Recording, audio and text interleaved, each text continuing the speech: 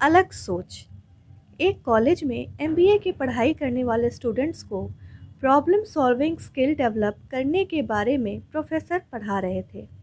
कुछ देर पढ़ाने के बाद प्रोफेसर ने सभी स्टूडेंट्स को एक केस स्टडी सॉल्व करने को दी।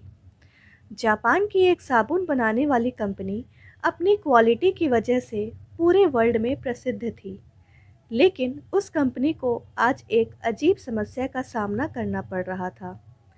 समस्या यह थी कि उन्हें कंप्लेंट मिली कि एक कस्टमर ने जब साबुन खरीदा तब साबुन का डिब्बा खाली निकला।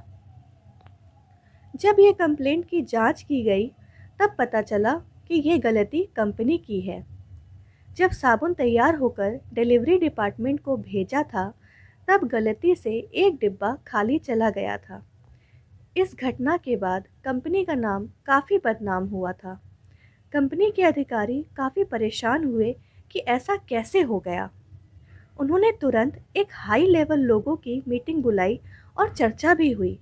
इस मीटिंग में भविष्य में ऐसा फिर ना हो, इसके लिए लोगों से उपाय मांगे।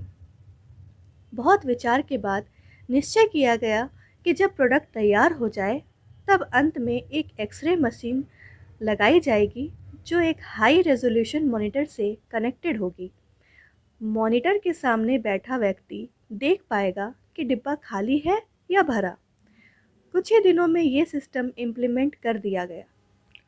जब ये समस्या का पता एक छोटे पद के कर्मचारी को चला तब उसने इस समस्या का हल सस्ते और आसान तरीके से निकाल दिया।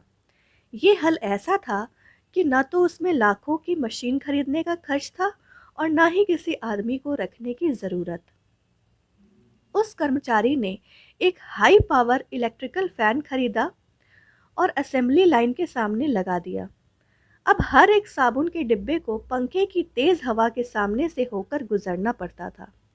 जैसे ही कोई खाली डिब्बा सामने आता, वैसे ही हवा उसे उड़ाकर दूर फेंक देती थी। उस कर्मचारी ने वो कर बताया जो कि बड़े बड़े लोग भी नहीं सोच पाए। उस कर्मचारी का पद छोटा था, पर उसकी सोच बाकी सबसे अलग थी। इसी अलग सोच की वजह से कंपनी का लाखों का खर्च बच गया। इस तरह के सॉल्यूशन को आउट ऑफ द बॉक्स मतलब अलग सोच कहते हैं। ऐसी अलग सोच हमें किताबें पढ़ने से नहीं मिलती है।